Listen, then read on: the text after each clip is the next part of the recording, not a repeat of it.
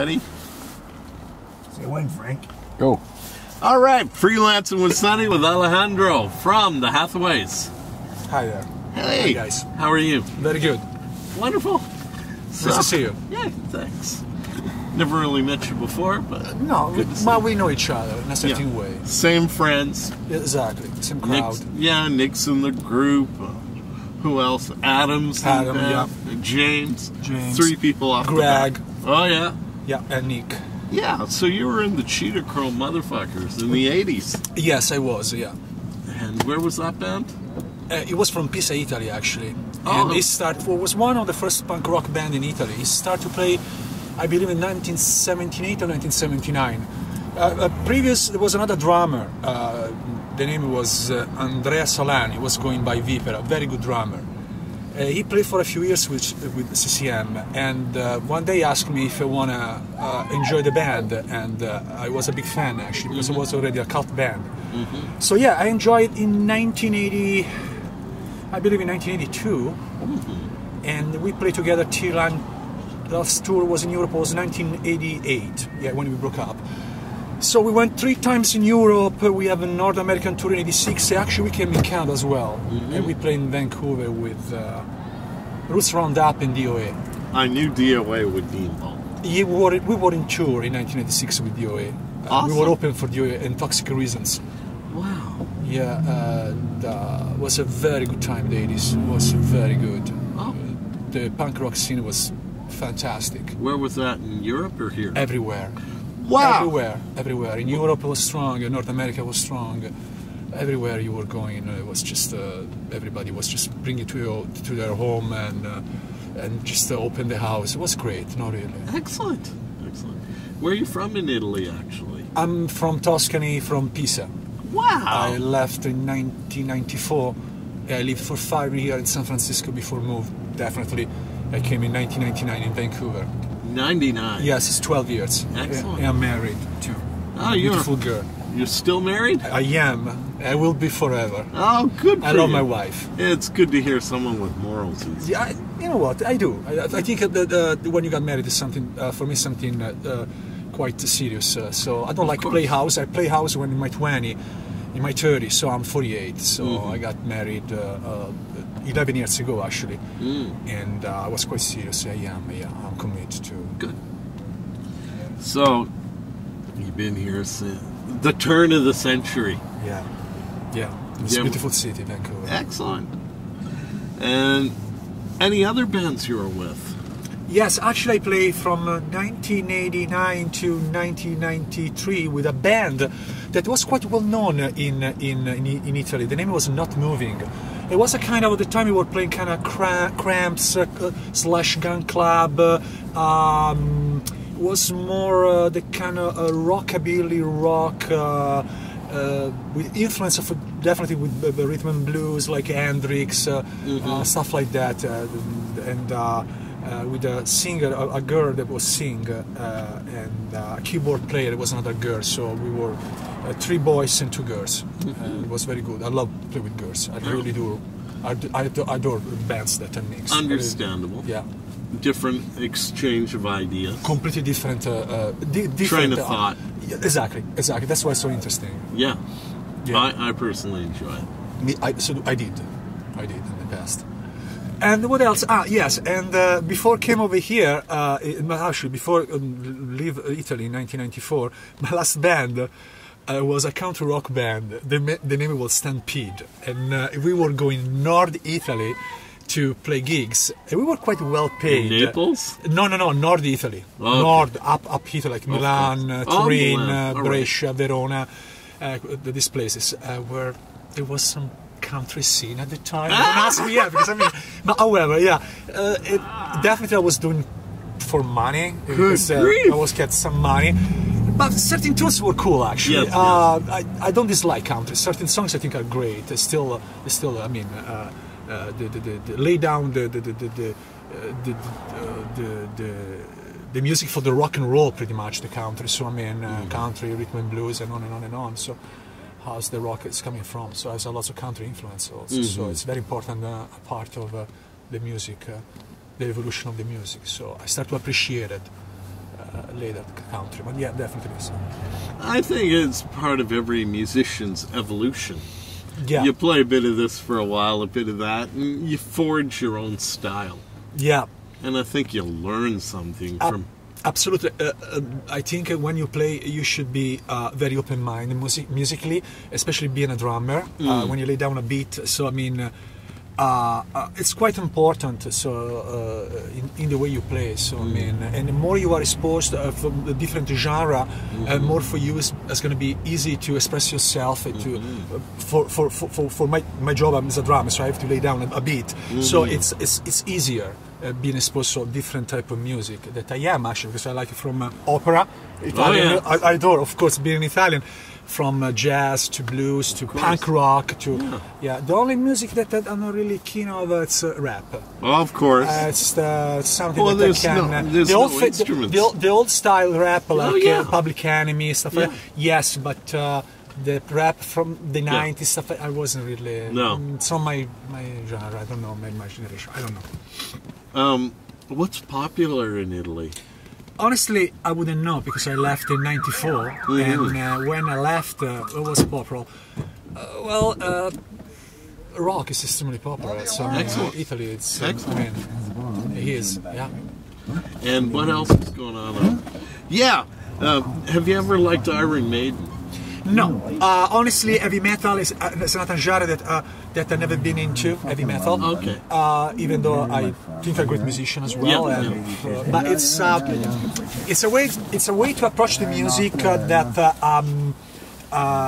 it's not me. Yeah, it's a little more aggressive. It's not quite aggressive because I've been in punk rock music. I was playing hardcore punk, so that's quite aggressive as well. But heavy metal, there is something.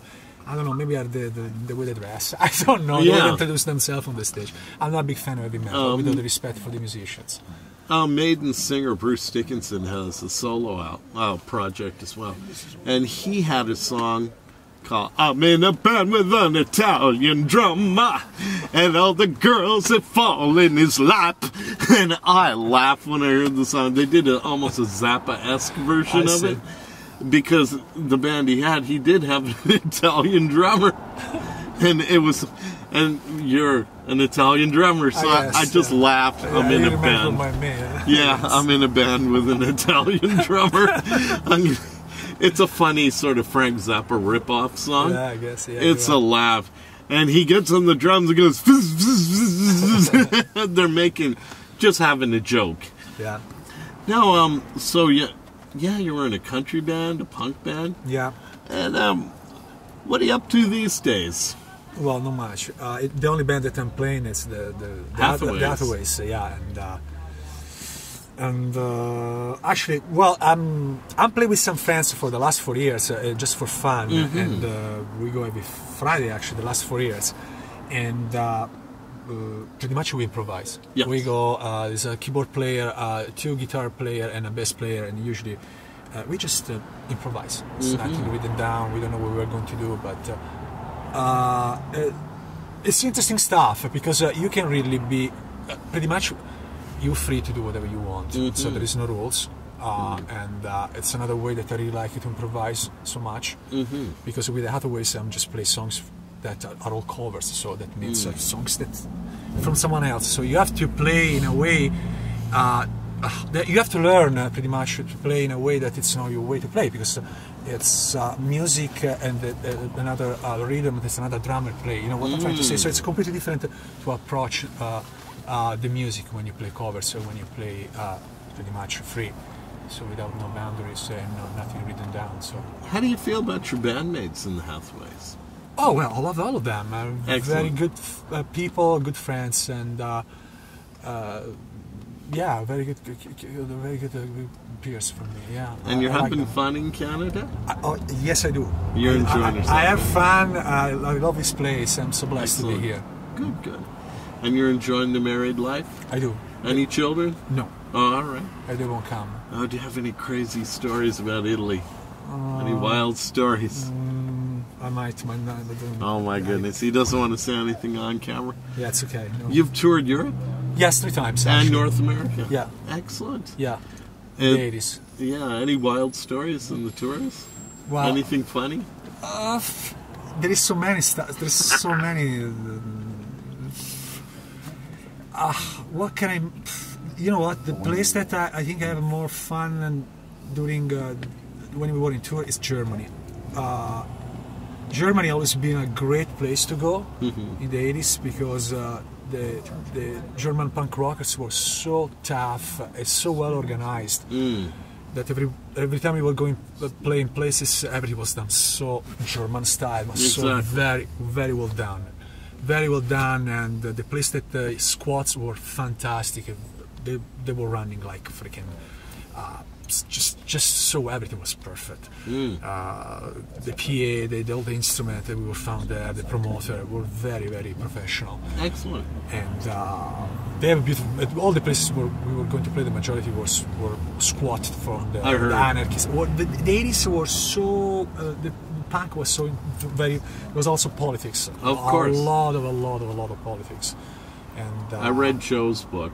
And he describes the squats. Were really tough. Of course. So I really enjoy it. Germany was a favorite spot. For me, yes, it was. Of course. It was. What's it like playing in Italy? Now or at the time? At the time. It was fantastic as well. Excellent. A lot of places were squad style as well, and the movement was extremely strong in the 80s. A lot of band.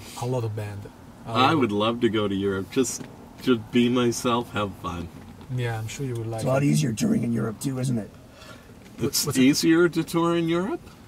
Not as much travel. Well, guys, there is no much travel because it's very small actually. So you can go in Holland, for example, from Italy in freaking 8 hours, 6 hours. You're already in Holland. So I mean, it's very close. Everything is very close. Everything is completely different because they speak another language, completely another culture. And you just drove your car for 6 hours. Yeah. Just completely another world. But I don't know nowadays how it is because my last tour was in freaking 1988. Yeah. So I mean, think about it. It's 2012. So I haven't toured for ages. So I don't know the situation now. How do you feel about technology these days? Everything's on Facebook. Listen, YouTube, all that. I'm not on Facebook. I don't have a smartphone. I'm not a computer guy. I don't really. I'm I think maybe one of the few that didn't really jump on the technology wagon at all. I never been interested in learning. I have so many friends, and it's also my wife. Of course, she's on Facebook, but I never get close to the computer like a tool for communication. And actually, I should use it because my friend, lots of friends are in Italy. For me, it would be so easy just to drop an email. Yeah. I never done. I do. It's very rare. I love phone. Yes. And hear the live voice. Because these people I haven't seen for ages, for years and years. Exactly. Drop an email is too fucking informal. What does it mean? I want to hear you. I want to hear your voice. And not just a freaking green a line on a freaking screen. It's too cold. I can't. I don't know. I don't know, guys. Hey, you got a fellow Italian in the band, Nick? Actually, yes. He's Italian. Well, he's a Canadian, but he's an Canadian. Italian background. I think his dad. His father, yeah. Yeah, his father. I don't think he born over here. He came straight from Italy. His father, yes. Yeah, I think so. You know? Yeah. Okay, so. Well, I think he came from North Italy. I think his background is from North Italy. I don't know exactly where, but... We'll ask Nick. Yeah, we should. Nick is a fascinating guy. He is. It's a very interesting guy. Oh, I interviewed Nick. It's very interesting. What got you into music? How old were you when you began? I started to listen to music extremely young for a few reasons. Number one, I have a brother that was 8 years older than me, so I grew up with best stereo, a huge music collection. So for me, I was blessed for that. Yeah. So, and of course, in my first band that I will never forget, I'm still a huge fan, were the Beatles. Wow. The first time I heard the Beatles, I was 7 years old. I fell in love immediately. Wow. So what the fuck is this sound? I loved it. First, I was a kid. And I fell in love with the Beatles, with the kind of harmonies, and actually I grew up with very good music genre like Zeppelin, Genesis. I was a huge fan of Jethro Tull. So 8 and 9 I used to listen to Jethro Tull. That was quite music for people a little bit more mature. But I always found it so interesting the flute sound, the kind of rhythm and blues. Huge fan of Ian Anderson, and the musicians were impeccable. So I was a huge fan of Jethro Tull. Now when the punk came in 1977, I will never forget. I was watching a show on a TV. I was young, I think I was 12 or 13. And this show was talking about this new generation of this freaking alien with this color hair. And there was this show that was talking about punk rock in London. And I got right away. They got me. I thought, whoa, look, they are so fucking cool. These are great. And the music. And a friend of my brother, older than me, was 10 years older than me at the time, he came to me and said, man, I have this compilation of this music. I don't like it. Do you wanna? I checked the bands for this is punk rock. He doesn't know. He doesn't like. Of course, it's too old. Yeah. I saw Stranglers, 999, Buzzcocks. Okay. I remember I stole some of my brother's records. I gave it to him like fucking Barry White, just shit all the time. I thought, okay. Can I have? Oh yeah, I've got these two compilations. I will never forget. It was Punk Off, a punk collection where it was Ramones, Patti Smith, The Eater, and for me, everything started. Okay. The punk rock, and of course, I met people, just a few, because at the time there were not many people that were fascinating for punk rock. So I met people around my city that were into the kind of scene, the scene, and we right away, blah, locked together because we were just 5 punks. So I mean, you want to stay with the kind of guy that I mean, you feel so comfortable to be with. You have something in common. Your peers. Your peers. You know, you are 14, 15. You are no fish, no meat. You are no nothing. You are not a man. You're not a boy. You growing up. It's the the changing everything. Really, it changed everything. And I became a punk rocker. I left my family. I was 17. I never went back. Wow. That's what happened. Oh, you must be in touch with your family now. I am, of course I am. I always been. But I really left for because see in the 80s a punk rocker doesn't live with mom and dad. He didn't. Doesn't really go like that. You have to understand the situation in Italy is extremely traditional, much more traditional than North America, than Canada or the States. It's completely different.